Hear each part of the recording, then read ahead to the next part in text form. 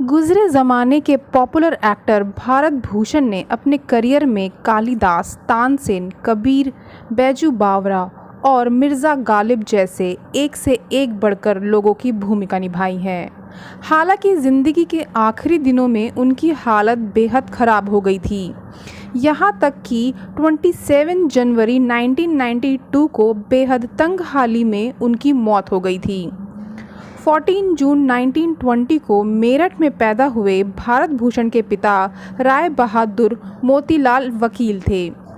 भारत भूषण के पिता चाहते थे कि उनका बेटा भी उन्हीं की तरह वकील बने, लेकिन ऐसा नहीं हुआ क्योंकि भारत भूषण तो एक्टर बनना चाहते थे। अपने पिता की मार को वह सह नहीं पाए और उनसे अलग रहने लगे। अपने पिता से अलग रहते हुए ही भारत ने अपनी पढ़ाई पूरी की और इसी दौरान उन्होंने शास्त्रीय संगीत भी सीखा। भारत भूषण ने अपनी पढ़ाई अलीगढ़ से की और इसके बाद मुंबई चले आए। मुंबई आए तो उनके पास मशहूर डायरेक्टर महबूब खां के लिए एक सिफारिशी खत था। महबूब खान उन दिनों अली बाबा 40 चोर की शूटिंग में बिजी थे। भारत भूषण ने उन्हें वह चिट्ठी दिखाई। तब तक उनके लिए कोई रोल नहीं बचा था, तो वह बेहद निराश हो गए। लेकिन किसी ने उन्हें बताया कि डायरेक्टर रामेश्वर शर्मा भक्त कबीर फिल्म बना रहे हैं। इसके बाद रामेश्वर ने उन्हें फिल्म में काशी नरेश का रोल और 60 रुपये महीना की नौकरी दे दी। 1942 में रिलीज़ हुई फिल्म भक्त कबीर उनका पहला रोल था। भक्त कबीर फिल्म के बाद तो जैसे भारत भूषण की किस्मत ही खुल गई। इसके बाद उन्होंने भाईचारा, सावन, जन्माष्टमी, बैजू बावरा, मिर्ज़ा गालिब जैसी कई फिल्में की। देखते ही देखते उन्होंने मुंबई में न सिर्फ कई बंगले खरीद लिए बल्कि कई महंगी महंगी कारें भी खरीद डाली। इसी बीच भारत भूषण के बड़े भाई रमेश ने तब उन्हें प्रोड्यूसर बनने की सलाह दी। इसी पर भारत ने बड़े भाई का कहना माना और कई फिल्में प्रोड्यूस की। उनमें से 2 फिल्में बसंत बहार और बरसात की रात सुपरहिट हुई और भारत भूषण मालामाल हो गए। उनके पास काफ़ी पैसा आ गया। इसके बाद भारत भूषण के भाई रमेश ने उन्हें और फिल्में बनाने के लिए उकसाया। साथ ही वह भी कहा कि एक फिल्म में मेरे बेटे को हीरो बना दिया जाए।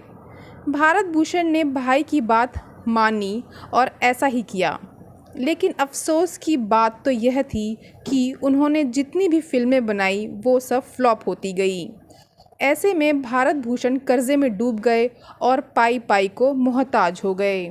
भारत भूषण ने जितना कमाया था वो सब गंवा दिया। उनके बंगले बिक गए, कारें बिक गईं और फिर वो कहते रहे मुझे कोई तकलीफ़ नहीं। लेकिन जब एक दिन उन्होंने अपनी लाइब्रेरी की किताबें रद्दी के भाव बेचनी पड़ी तो वह तड़प उठे। ज़िंदगी के आखिरी दिनों में भारत भूषण काफ़ी परेशान हो गए थे। इज़्ज़त, दौलत, शोहरत सब तबाह कर चुका था। महंगी गाड़ियों में घूमने वाला टॉप मोस्ट हीरो अब लोगों को बसों की लाइन में रोज़ खड़ा दिखता था। भारत भूषण कहते थे कि मुझे उस वक्त सबसे ज़्यादा तकलीफ़ हुई जब एक प्रोड्यूसर ने मुझसे कहा कि मेरी फिल्म में एक छोटा सा रोल है जूनियर आर्टिस्ट का, अगर तुम करना चाहते हो तो कर लो। मजबूरी में मैंने वो रोल किया, सिर्फ एक वक्त की रोटी के लिए। भारत भूषण आखिरी दिनों में बहुत ज़्यादा बीमार हो गए थे, लेकिन अफसोस की बात तो यह है कि उनका इलाज करवाने वाला और न ही कोई अर्थी उठाने वाला था। फिल्म इंडस्ट्री में एक बार फिर से यह साबित हो गया कि यहाँ सिर्फ उगते सूरज को सलाम किया जाता है। भारत भूषण ने अपने आखिरी वक्त में कहा था कि मौत तो सबको आती है लेकिन जीना सबको नहीं आता, और मुझे तो बिल्कुल भी नहीं आया। 10 अक्टूबर 1992 को 72 साल की उम्र में यह तंगहाली से जूझते हुए भारत भूषण दुनिया छोड़ के चले गए। भारत भूषण के फिल्मी करियर में फिल्म मिर्ज़ा गालिब का अहम स्थान रहा है। इस फिल्म में भारत भूषण ने मिर्ज़ा गालिब के किरदार को बहुत सहज और असरदार ढंग से निभाया था। गीत, संगीत, संवाद और अभिनय से सजी फिल्म बेहद कामयाब रही थी। इसे सर्वश्रेष्ठ फिल्म और सर्वश्रेष्ठ संगीत के राष्ट्रीय पुरस्कार मिले थे। मिर्ज़ा गालिब फिल्म की प्रधानमंत्री जवाहरलाल नेहरू और राष्ट्रपति राजेंद्र प्रसाद ने बहुत तारीफ की थी। भारत भूषण ने लगभग 143 फिल्मों में अपने अभिनय की छटा बिखेरी थी। उन्होंने अशोक कुमार, दिलीप कुमार, राज कपूर और देवानंद जैसे कलाकारों की मौजूदगी में अपना अलग मकाम बनाया था।